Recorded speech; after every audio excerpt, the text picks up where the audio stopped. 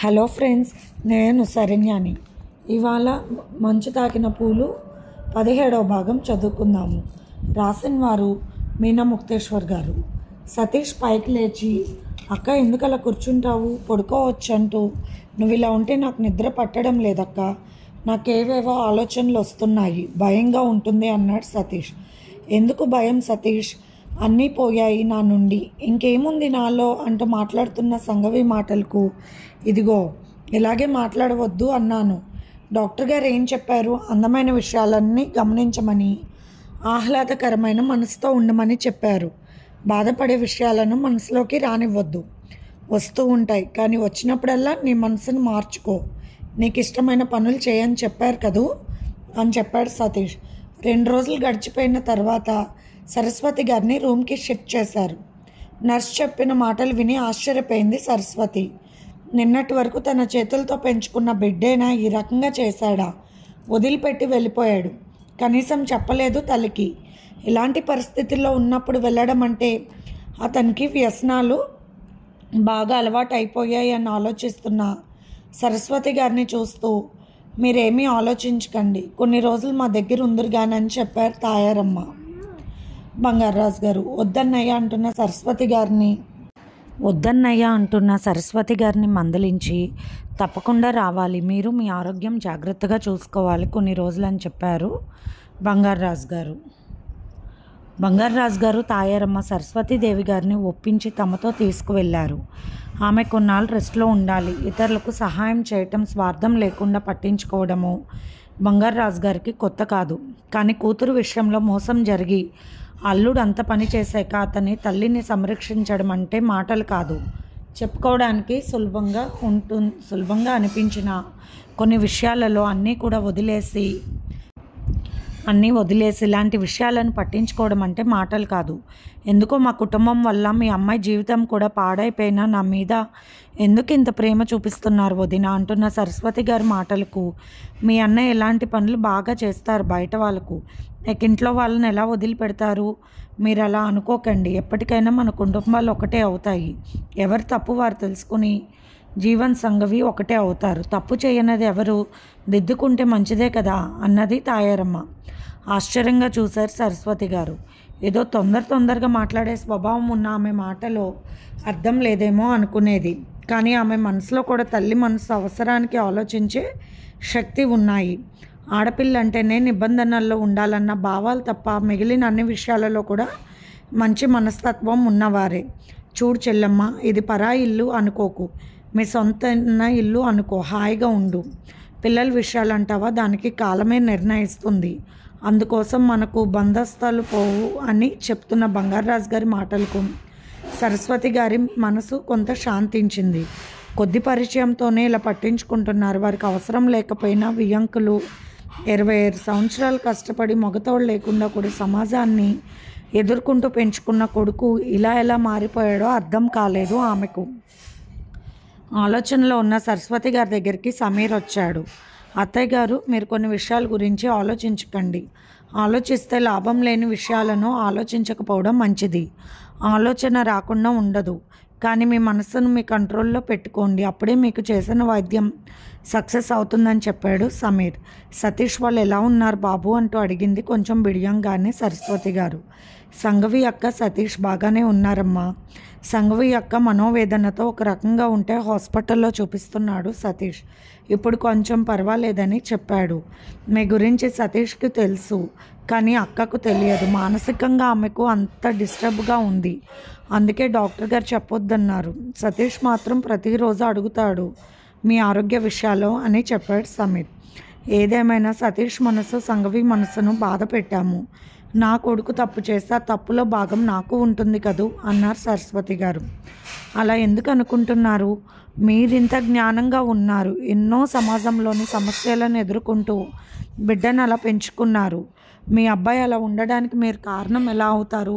పెరిగిన తర్వాత ఎవరికి ఏ విషయాలు ఆసక్తిగా ఉంటే అదే అలవాటు చేసుకుంటారు, అందుకు కన్నవాళ్ళు బాధ్యులు ఎలా అవుతారు? మీరు ఏ విధమైన ఆలోచనలు పెట్టుకోకండి అన్నాడు సమీర్. ఈ చెడు లక్షణాలతో ఉన్న ఒక కొడుకు కూడా నాకు దక్కడేమో అని బాధగా ఉంది అన్నారు సరస్వతి గారు. నా ఒంటరి జీవితానికి ధైర్యం అని వాడయ్యాడు. లేకపోతే నేను ఇంతకాలం బతికేదాన్ని కాదు. జీవన్ వల్ల నాన్నగారు గొప్ప వ్యక్తి. ఆయన గుణాలు ఒకటి కూడా జీవన్కి రాకపోవడం ఆశ్చర్యమే అంటున్న సరస్వతి గారిని వారించి, మీరు రెస్ట్ తీసుకోండమ్మా, ఇవన్నీ ఆలోచించకండి, నేను వస్తూ ఉంటానని చెప్పాడు సమీర్. సరస్వతి గారికి ఆపరేషన్ సక్సెస్ అయిన తర్వాత చెబుదాం అక్కకు అనుకుని మర్చిపోయాడు సతీష్. ఉదయాన్నే సంగవి కిచెన్లో వంట చేస్తుంటే ఆ ముఖం ప్రశాంతంగానే కనిపించింది. అక్క, నీకు ఒక విషయం చెప్పాలి, కంగారు పడాల్సినది ఏమీ లేదు అంటూ సరస్వతి గారి విషయాలను చెప్పాడు సతీష్. ఎంత పని చేశాడు జీవన్, కనీసం తల్లిని కూడా కాపాడుకోలేకపోతున్నాడు. అలా వదిలి వెళ్ళిపోయి ఒకవేళ ఎవరు పట్టించుకోకపోతే ఈరోజు ఆమె ఉండేవారు కాదు కదా. ఇలాంటి లక్షణాలు ఎలా అబ్బుతాయి? జీవన్ అంటే పంచప్రాణాలు అత్తయ్య గారికి సతీష్ అన్నది బాధగా సంగవి. ఉన్నారక్క, అలాంటి వారు వ్యసనాల వల్ల బుద్ధి గడ్డి తింటుంది. స్వార్థ గుణాల వల్ల కూడా తనకు తానే సుఖపడాలన్న వ్యక్తులు కూడా ఇలా తయారవుతారు. వ్యసనాలున్నా కూడా తన కుటుంబం గురించి బాధపడిపోయేవారు లేకపోలేదు. కానీ జీవన్ మాత్రం ఒక రకమైన మూర్ఖ మనస్తత్వం అని చెప్పుకోవాలి అన్నాడు సతీష్. అయ్యో, ఇప్పుడు అత్తయ్య గారు ఒంటరిగా ఎలా ఉన్నారా అన్నది సంగవి కళ్ళ నీళ్లతో. ఇప్పుడు వచ్చిన సంగవి కళ్ళల్లో నీళ్లు అత్యంత విలువైనవి. అటువంటి కన్నీళ్ళు ఎందరికీ వస్తాయి? స్వార్థం లేకుండా, కుటిలత్వం లేని మనసులు, భేషజాలు లేకుండా, అరమరికలు లేకుండా ఆలోచన విధానం సరిగ్గా ఉన్నవారికి మాత్రమే వస్తాయి అటువంటి కన్నీళ్ళు. అక్క వైపు ఆశ్చర్యంగా చూశాడు సతీష్. మల్లెపువ్వు లాంటి స్వచ్ఛమైన మనసు అక్క అనేది. ఏ విధమైన విషయాలను మనసులో పెట్టుకోకుండా నిస్వార్థంగా ఆలోచిస్తున్న అక్క మనసు తెలుసుకోకపోవడం జీవన్ దురదృష్టం అనుకున్నాడు సతీష్.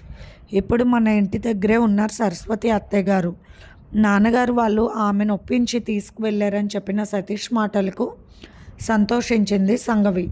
అందరినీ అర్థం చేసుకుంటారు అమ్మ వాళ్ళు, నన్ను మాత్రం అర్థం చేసుకోరు అనుకుంది సంగవి.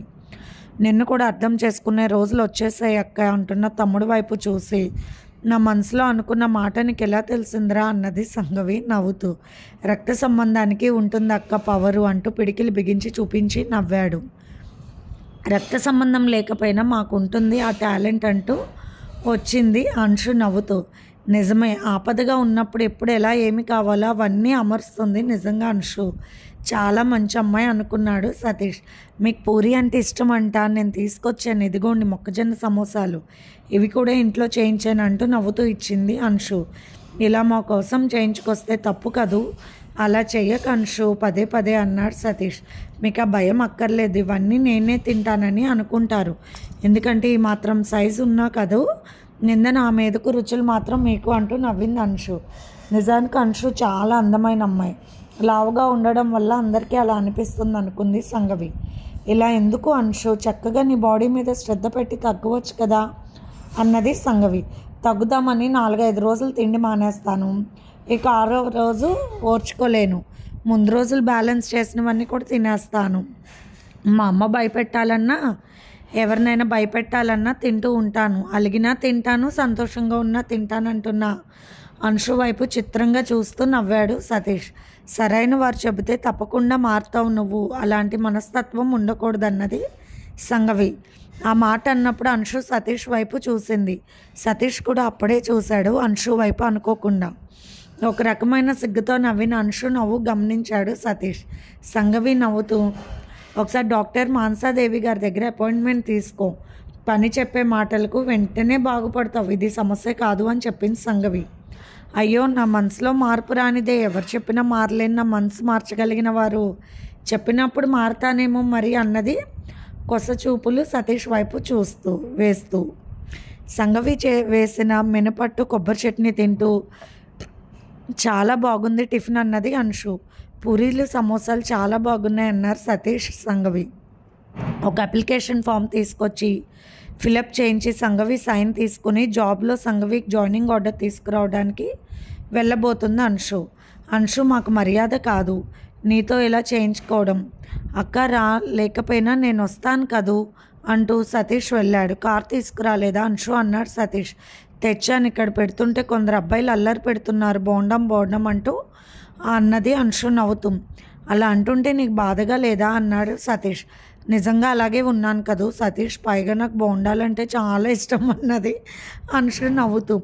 పిచ్చి పిల్ల, ఏదైనా కూడా జోక్గా తీసుకుంటుంది, మనసులో ఏమీ పట్టుకోదు, సహాయం చేసే గుణం. అంత పెద్ద కోటీశ్వరుల బిడ్డ అయినా కూడా ఏమాత్రం గర్వం లేకపోవడం అంశులో గొప్ప విషయాలు అనుకున్నాడు సతీష్. ఏదో ఫోన్ వస్తే ఆగి మాట్లాడుతున్నాడు సతీష్. కార్ దగ్గరికి వెళ్ళింది అంశు. హే బోండం, నాతో వస్తే జిమ్ దగ్గర ఉండి చేయిస్తాను కదూ, చాలా తగ్గిపోతావంటూ ఒక రకంగా మాట్లాడుతున్నాడు ఒకడు. నాతో వస్తే నీతో కలిసి ఎందుకులే, చెప్పకూడదు అలా, నిన్ను తగ్గించడానికి నా చెమటలు చిందిస్తానంటున్న వాడి చెంప మీద ఒకటి వేసింది అంశు. పిచ్చి పిచ్చిగా ఉందా అంటూ ఉన్న అంశు చేయి పట్టుకోబోయారు వాళ్ళు. అంతలోనే అన్ని మాటలు విని అక్కడ చేరుకున్న సతీష్ వాడి ముఖం పగలకొట్టాడు. ఏ పిచ్చి పిచ్చిగా ఉందా రాస్కెల్, ఎవరి బరువు సంగతి వారు చూసుకుంటారు, ముందు నీ తలలో ఉన్న పొగరు ఒంట్లో ఉన్న కొవ్వు బరువుతో అందరికి ఇబ్బంది కలిగించుకో, లేకుంటే నీకు పొగరు తగ్గే ట్రీట్మెంట్ నేను ఇస్తానంటూ చెడమడ వాయిన్ చేశాడు సతీష్. ఎవడ్రా నువ్వు హీరోలా ఫోర్స్ కొడుతున్నావంటూ వేరే ఒకడు సతీష్ మీదకు వచ్చాడు. మంచి విషయానికి వెనకాలే ఉంటాను సహాయానికి, అలాగే చెడు విషయానికి ముందుకు వస్తాను మీ తాట తీయటానికంటూ ఆ ముగ్గురిని కూడా ఒక్కరు సర్దుకునే లోపు ఇద్దరిని వాయిస్తూ సతీష్ చాలా ఫాస్ట్గా ఉండడం చూసి వాళ్ళకు గుండెల్లో గుబులు మొదలైంది. వామో, రోజు జిమ్ చేస్తాడేమో, వాయిన్ చేశాడ్రా బాబు, ఎందుకు పదండి అన్నాడు ఒకడు. పదండి రోయ్ అన్నాడు మరొకడు. పిచ్చి పిచ్చిగా వాగిన వాడి చెవి పట్టుకున్నాడు సతీష్. మీరు పేవర్స్గా తిరగడం, చదువు సంధ్యలంట వంట పట్టే అవకాశం ఉండదు, చూస్తుంటే ఇంజనీరింగ్ మళ్ళీ చదువుతున్నారు అంతే కదూ, తల్లిదండ్రులు ఎందుకు పెంచుతున్నారు అన్న విలువ లేకుండా రోడ్ల మీద ఇలాంటి పనులు చేస్తూ వాళ్ళ పరువు తీయకండ్రా వెదవల్లారా.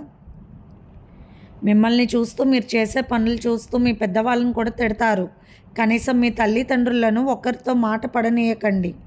మీకు సరదాగా ఉందేమో కానీ నేను ఊరుకున్న సంగతి తెలియదు నీకు అన్నాడు సతీష్ కోపంగా. హీరోయిన్ చూస్తున్నంత అందంగా చూస్తూ ఉన్నది అంశు. ఇంకెప్పుడు చేయనన్నా అన్నాడు ఆ అబ్బాయి. బుద్ధిగానే ఉన్నవి, చెత్త వాళ్ళతో తిరగకుండా చదువులో పడితే ఇంకాస్త ముందుకు వెళ్తావు. తల్లిదండ్రులు మీకోసం బాధపడుతూ ఉంటారు కదూ, ఆ విషయాలు కొద్దిగా అయినా గుర్తు తెచ్చుకోండి, ఇలాంటి పనులు చేయకండి. మన ఇంట్లో అక్క చెల్లెళ్ళు ఉంటారు కదా మనకి, తప్పు కదూ, ఇలాంటి పనులన్నీ తెలుసుకోవాలి, ఎవరు చెప్పాలిరా అన్నాడు సతీష్. సారీ అన్నా అని కాస్త దూరం వెళ్ళాక అన్న బాబీని కాస్త సైజ్ తగ్గమను, లేకుంటే నీ పక్కన బాగోదు అంటూ పరిగెత్తాడు వాడు.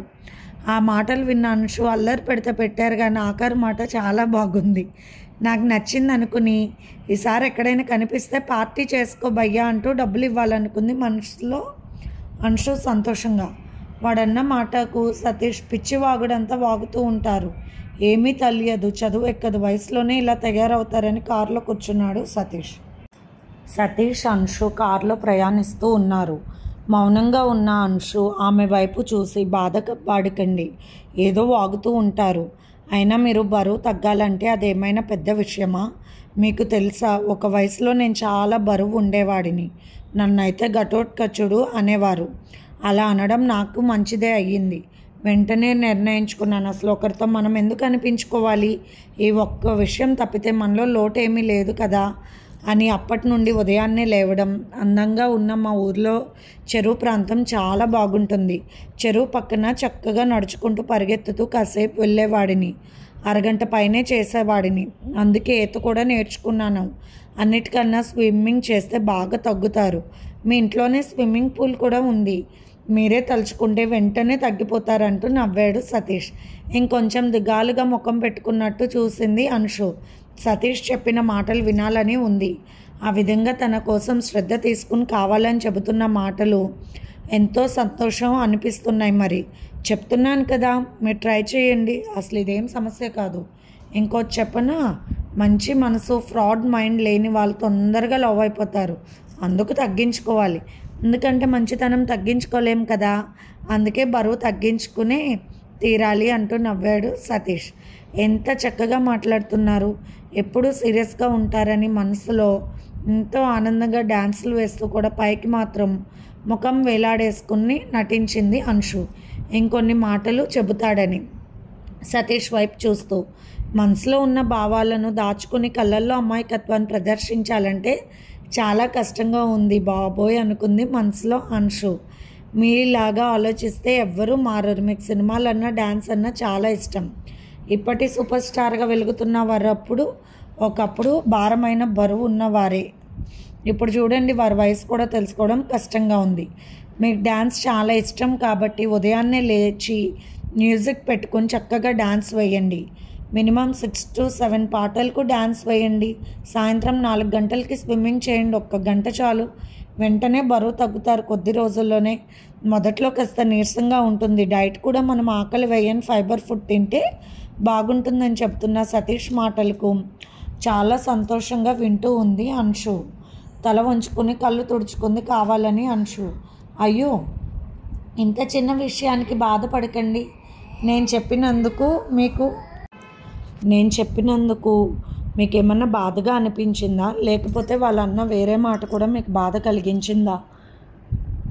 వయసులో ఉన్న వాళ్ళిద్దరూ కలిసి వెళ్తూ ఉంటే అలాగే మాట్లాడతారు. ఇది వరకు పెళ్ళి కానప్పుడు మా అక్కతో నేను బయటకు వెళితే అలాగే అనేవాళ్ళు, తెలియని వాళ్ళు.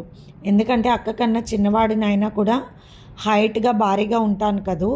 అక్క సన్నగా స్లిమ్గా ఉంటుందంటున్న సతీష్ మాటలకు ఆమె ఆ విషయంలో అస్సలకి ఏ బాధ లేదు అన్నది కంగారుగా. అయితే మీరు రేపటి నుంచి మొదలు పెట్టండి ఎక్సర్సైజ్ అంటూ నవ్వాడు సతీష్. అంటే మీ పక్కన అనబోతున్న అంశు మాటకు మీ కాబోయే వారి పక్కన బాగుండాలి కదా మీరు అన్నాడు సతీష్. ఆ మాటను అలా తీసుకోండి అని చెప్పాడు సతీష్ స్వచ్ఛమైన మనసుతో. మీకు లావుగా ఉన్నవారు నచ్చరా అన్నది అంశు అమాయకంగా చూస్తూ. లావు, సన్నం, తెలుపు, నలుపు, పొట్టి, పొడవు ఇలాంటివి నాకు నచ్చవు. మంచి మనసున్న అమ్మాయిలు, మంచి మనసున్న అబ్బాయిలు అలా ఎవరైనా దొరికితే ఎవరికైనా ఆనందమే. అలా నాకు ఇష్టం అన్నాడు సతీష్. ఏం మాటలు దొరకవు, నీ అంత తెలివిగా మాట్లాడడం నాకు రాదు అనుకుంది అంశు. రవిశంకర్ ఆఫీస్ దగ్గర ఉండడంతో అక్కడికి వెళ్ళారు సతీష్, అంశు. అక్కకు ఒక అవకాశం ఇవ్వడం ఆనందంగా ఉంది సార్. డాక్టర్ గారు చెప్పడం మూలంగా ఖచ్చితంగా ఆమెకు ఏదో ఒక వ్యాపకం ఉండాలి అని అనడంతో అక్క కూడా ఉద్యోగం చెయ్యాలి అనుకుంది అని చెప్తున్న సతీష్ వైపు చూసి, పనిలో ఏ పొరపాటు రాకూడదు, అవకాశం ఇస్తాను, కానీ దాన్ని సద్వినియోగం చేసుకోకపోతే మాత్రం నాకు విపరీతమైన కోపం వస్తుంది అన్నారు రవిశంకర్. ఏది మాట్లాడినా మంచిగా ఒక మాట మాట్లాడాడు. ఎదుటి వాళ్ళు పొగిడేలాగా ఉండదు. అన్నీ మంచి చేస్తాడు కానీ తిట్లు తింటాడు. వెర్రి బాగుల మా అన్న ఈ లోకంలో ఎలా బతుకుతాడో అనుకుంది అంశు అన్న వైపు చూసి. మీ అక్కగారికి బాగోలేదని నేను ఈ విధంగా తీసుకుంటున్నాను జాయినింగ్ రిపోర్ట్. కానీ ఎప్పుడైనా తను వచ్చి ఆఫీస్లో రికార్డ్స్ ఇవ్వాల్సి ఉంటుంది. ఆరోగ్యం బాగా ఉన్న తర్వాత మీరు ఆఫీస్లోనే ఖచ్చితంగా వర్క్ చేయాల్సి ఉంటుంది. ఇంటి దగ్గర చేస్తున్నందుకు మీకు వర్క్ మాత్రం ఎక్కువగానే ఇస్తున్నాను. అటువంటి విషయంలో ఏ సమస్య లేదు అన్నాడు రవిశంకర్. అటువంటి తెలివితేటలు ఎక్కువ ఉంటాయి బాసులకు, మాకెందుకు తెలియదు. ఇది ఫ్రెండ్స్ వాళ్ళ ఎపిసోడ్. రేపు ఇంకొక ఎపిసోడ్తో మళ్ళీ మేము ముందుకు వస్తాను. మీకు కనుక స్టోరీ నచ్చినట్లయితే లైక్ చేసి షేర్ చేసుకుని సబ్స్క్రైబ్ చేసుకోండి. ఉంటాను.